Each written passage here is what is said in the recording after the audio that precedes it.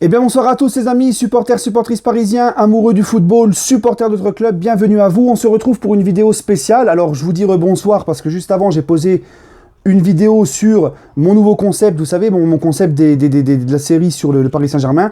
Je vous pose une question importante par rapport au concept pour savoir ce que je fais. Je vous laisse le choix, je prendrai l'avis majoritaire. Je vous laisse cependant aller voir la vidéo qui est juste avant celle-ci pour répondre à la question que je vous pose. Maintenant les amis, j'aimerais justement qu'on parle de l'histoire du Paris Saint-Germain. Un point très important, le PSG a-t-il été créé en 1904 ? Parce que j'entends beaucoup de Marseillais nous sortir cet argument qui pour moi est ridicule et illogique et insensé, que le PSG doit commencer son palmarès en 1904. Voilà. Donc avant de répondre, on va expliquer ce qui s'est passé. En 69, les habitants de Paris, le maire de Paris, le président de la Ligue de football française à l'époque qui s'appelait Jacques Georges, étaient dépités de voir qu'une capitale comme Paris n'avait pas de club. D'accord ? Qu'il est représenté aux professionnels, contrairement à Madrid, etc., etc. Ils se disaient, c'est pas normal. Donc, ils ont fait un espèce de système de socios comme le Real Madrid, où ce sont des supporters qui finançaient la création d'un club à Paris. Ce club devait s'appeler le Paris FC. C'est le Paris FC qu'on connaît maintenant. Hein. Ce club, donc, devait s'appeler le Paris FC. Le seul petit hic dans l'histoire, c'est que ils voulaient tout de suite, eux, être en première division, jouer tout de suite en professionnel et être dans le devant de la scène. La Ligue, à l'époque, a refusé parce qu'il fallait un effectif complet, un centre d'entraînement et une équipe de jeunes.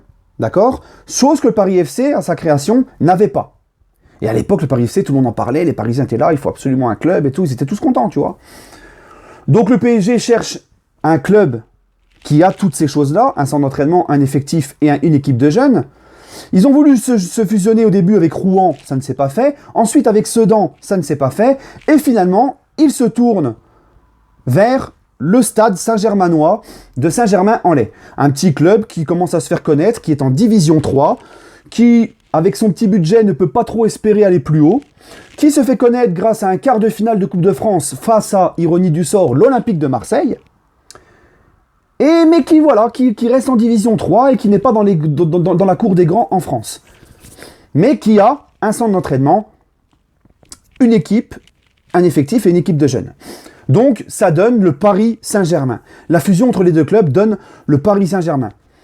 Maintenant, je pose la question. Le Paris Saint-Germain, ce club arrive et est validé le 31 juillet 70. Donc maintenant, je pose la question, pourquoi le PSG serait-il créé en 1904 ? Ou doit prendre son palmarès à partir de 1904. Quand une chose est née d'une fusion, quand un club naît d'une fusion, tu ne peux pas lui dire qu'il existait avant. Quelque chose en fait qui vient de naître, tu ne peux pas lui dire qu'il existait avant. Un bébé qui vient de naître, quand tu fais son acte de naissance, tu dis pas qu'il est né il y a 10 ans en arrière. Il vient de naître, tu mets le jour où il est né, ou tu mets pas la date de naissance de ses parents, de ses grands-parents. Le stade Saint-Germanois, à partir du moment où ils sont fusionné avec le Paris FC qui plus tard partira pour devenir le Paris FC de maintenant, mais le stade Saint-Germanois, à partir du moment où il fusionne avec le Paris FC pour devenir le PSG, il met fin à son histoire, il met fin à son identité de petit club de banlieue qui jouait même pas au parc, mais dans un terrain à Saint-Germain-en-Laye. Il met fin, en plus ça les arrangeait, le stade Saint-Germanois, parce que eux ils avaient besoin de grandir par rapport au budget et tout. Le stade Saint-Germanois met fin à son histoire et perd son identité, et ça devient le Paris Saint-Germain. Ça vient d'une fusion. C'est pas comme si un investisseur venait racheter le stade Saint-Germanois et investissait des billes dedans. Non, là, c'est la fusion pour créer un nouveau club. Un nouveau club de 1970. L'AS Monaco, par exemple. Alors, l'argument, des Marseillais, c'est de nous dire, oui, mais c'est parce que, en fait, à l'époque, quand ils ont créé le Paris Saint-Germain, la licence pour la filialité du Paris Saint-Germain, ça a été fait avec celle du Stade Saint-Germanois. Forcément, il n'y avait que eux qui avaient l'équipe de jeunes et tout ce qu'il fallait. Mais ça, c'est que de la paperasse. Moi, je te parle en question de logique. D'accord ? L'AS Monaco, par exemple, c'est la fusion de 4 clubs, dont celui où ils ont pris la licence à l'époque pour construire l'AS Monaco, c'est un club de 1903 de la Principauté. C'est un club qui s'appelait Herculus ou je sais plus quoi. C'est un club de Monaco. C'est avec eux que l'AS Monaco a pris la licence. Ils se sont construits sur la licence de ce club-là. Est-ce que les supporters monégasques considèrent que l'AS Monaco c'est le Héraclus ou je sais pas quoi de 1903, ou il commence leur histoire en 1924. Ils commencent leur histoire en 1924. Les supporters de Monaco se préparent à fêter le centenaire du club en 1924. Le PSG fête ses 50 ans, pas ses 116 balais, tu vois. Parce que quand le Stade Saint-Germanois fusionne avec le Paris FC, ça y est, c'est terminé. L'histoire de ce club est terminée. Et si le Stade Saint-Germanois, qui à l'époque lui-même avait déjà fusionné avec d'autres clubs de Saint-Germain, tout au long de son histoire de 1904 à 69, si le Stade Saint-Germanois c'est le PSG, et bien à ce compte-là, si le Stade Saint-Germanois avait remporté la Ligue des Champions, est-ce que j'aurais pu te dire c'est le PSG qui l'a remporté? Non, ça n'a strictement rien à voir. Si demain Marseille décide de fusionner avec Marseille Consola, d'accord? Si Marseille décide de fusionner avec Marseille Consola, pour faire un club plus grand, il change de nom, il devient un autre club. Il devient, allez, on va dire, le FC Marseille, par exemple. Ou l'Atlético de Marseille, voilà. Il devient l'Atlético de Marseille. C'est la fusion entre Marseille et Marseille Consola. Est-ce que dans le palmarès de ce nouveau club, je peux dire que c'est le Marseille, l'Atlético de Marseille qui a remporté la Ligue des Champions 93? Non, ça sera l'Olympique de Marseille, mais l'Olympique de Marseille n'existera plus. C'est un autre club dû à la fusion de l'OM avec un autre club. Ben là, c'est exactement pareil. Pourquoi chercher midi à 14h? Et ce débat-là, je le vois que depuis qu'il y a les Qataris. J'ai jamais entendu ce truc-là, moi, avant. Hein, quand Paris était à la peine sous colonie capitale, ou même dans les années 90, quand on a fait des grandes choses en Europe, jamais personne disait « Le PSG vient de 1904, machin ». C'est quoi ce délire? Et moi, ça m'aurait arrangé qu'on vienne de 1904. Bah oui, on serait pas considéré comme un petit club, et on aurait peut-être un peu plus de respect des anciens clubs, comme Milan, le Real, etc., tu vois. Non, c'est 1970. C'est là que tout commence pour le Paris Saint-Germain. L'histoire du club, elle commence là. L'eau,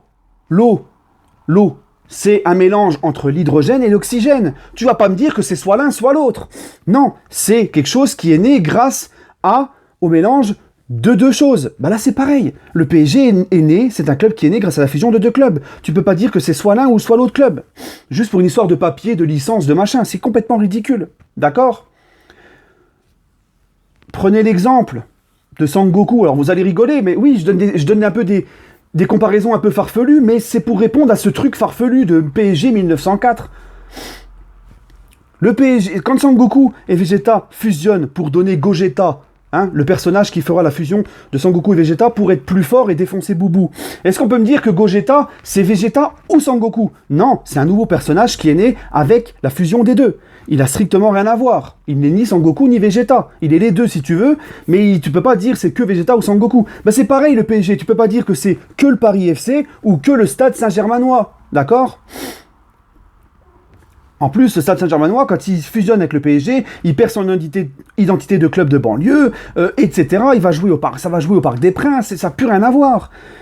C'est comme, regardez, rappelez-vous, le Racing Métro et le Stade Français avaient des problèmes financiers il y a 2-3 ans. Les présidents des deux clubs voulaient fusionner pour donner un surplus financier et devenir plus grand, pour qu'il n'y ait plus de problèmes financiers. Mais les joueurs de l'époque étaient contre. Ils ont menacé de se barrer, ils ont menacé de faire grève. Les supporters à l'époque du Stade Français et du Racing Matra, quand ils appelaient, les supporters de rugby, quand ils appelaient les supporters des deux clubs, qu'est-ce qu'ils disaient? Le Racing Métro, pas le Racing Matra, pardon. C'est comme ça au rugby, c'est Racing Métro. C'est le Stade Français et Racing Métro. Je connais pas trop, mais bon bref, c'est le Racing et le Stade Français. Et ben quand ils appelaient, moi je me rappelle à RMC, j'écoutais au boulot le Moscato, machin. Les mecs, ils disaient quoi? Ils disaient non. Si on fusionne avec le Racing Métro, le Stade Français, ça ne sera plus le Stade Français. L'histoire de notre club va partir. L'identité de notre club va partir. Et notre histoire et notre palmarès aussi. Et si le Racing et le Stade Français auraient vraiment fusionné, on aurait appelé ça, je sais pas moi, l'Union Rugby Parisienne, on va dire, qui aurait été donc la fusion de Racing et du Stade Français. Est-ce qu'on aurait pu mettre dans le palmarès de ce club le palmarès du Stade Français et du Racing? Non, tu peux pas. L'histoire commence à ce moment-là, et c'est pareil Marseille. Est-ce que s'ils fusionnent avec Marseille Consola, est-ce que tu peux dire que c'est l'Athletic de Marseille qui a gagné la Ligue des Champions 93? Non, c'est l'OM. Mais l'OM, maintenant il a fusionné, c'est plus l'OM, c'est plus le même club. Donc nous dire que le PSG c'est le Stade Saint-Germois, tout seul, de 1904, mais les gars, vous savez plus quoi inventer pour nous chier dessus. Soyez crédibles, hein. En plus, vous êtes là, les Marseillais, oui, vous parlez toujours du PSG, mêlez-vous de votre club. Les gars, vous êtes là, vous polémiquez, 1904, machin, ça va chercher des trucs. Oh, les gars, arrêtez. Arrêtez, les gars, c'est ridicule. Le PSG, c'est 1970, c'est reconnu par la Ligue comme étant créé en 1970. Le club va fêter ses 50 ans, pas ses 116 balais. D'accord? Vous connaissez mieux que la Ligue, vous connaissez mieux que le club lui-même. C'est pas comparable, d'accord? Ce n'est pas comparable. Et j'ai envie de vous dire, même si le PSG aurait été fondé en 1904, allez, admettons, vous avez raison, allez, de toute façon les Marseillais vont rester bornés sur leur avis, mais admettons, d'accord, le PSG c'est 1904, ok, il faut qu'on commence notre palmarès à partir de ce moment-là. Ça change quoi finalement? Pas grand-chose. On restera avec 41 titres, le club le plus titré de France, en comptant toutes les compétitions, en ayant remporté une Coupe d'Europe. Je vous rappelle quand même que la Coupe des Coupes, à l'époque, était quasiment aussi élevée que la Ligue des Champions. T'avais des Real Madrid, t'avais des Juves, t'avais des Barça, t'avais des clubs de malades à l'époque. D'accord? Donc ça change rien en fin de compte. 1904 ou 1940, ou 1970, pardon, eh ben, on est loin devant vous au niveau des trophées toutes compétitions confondues dans notre palmarès. On en est à 41, je crois que l'OM c'est 27 ou 28. On reste le club le plus titré, toutes compétitions confondues, dans l'histoire du football français. Que ça soit 1904 ou 1970. Finalement, ça change rien. Alors on va me dire, oh mais attends, c'est normal avec le pétrodollar du Qatar, mon vieux, machin. Ouais, mais mon évier. Moi je suis bien d'accord avec toi. Mais Marseille, quand ils font leur palmarès sous tapis, c'était pas le plus gros budget de France, presque. Si c'était même, je crois, le plus gros budget de France, avec l'équipe de malades qu'ils avaient. Lyon, quand ils gagnent leurs 7 titres de champion et qu'ils rasent tout en France, ils écrasent la France, c'était pas le meilleur budget en France? Les gars, c'est le football, c'est comme ça. Tu construis ton palmarès avec ta puissance financière. En général, les clubs qui raflent tout sur le plan national, c'est parce que c'est le plus riche à ce moment-là. Donc nous dire oui avec le Qatar, oui bah c'est comme Marseille avec Tapi et comme Lyon avec Aulas à l'époque. C'était les plus grosses puissances du pays, ou l'une des plus grosses puissances. Donc en fait, il n'y a rien d'exceptionnel. Tu sais, on dirait qu'il n'y a que le PSG qui gagne des trophées grâce à la puissance de son budget. Ça a toujours été comme ça dans le monde du foot. Les plus riches gagnent, c'est comme ça hein, en général. C'est comme ça. Hein. Tu regardes le palmarès du Real, toute compétition, tout temps confondu, c'était eux la plus grosse puissance de leur pays, le Bayern, etc. etc. C'est comme ça que ça fonctionne. Voilà, bref, allez, prenez soin de vous, il fait chaud, buvez bien frais surtout, hein, 1904 ou 70, il fait bien frais, il fait chaud, buvez bien frais, prenez soin de vous, et demain on se retrouve pour une vidéo spéciale Mercato. Voilà, allez, prenez soin de vous, et allez Paris.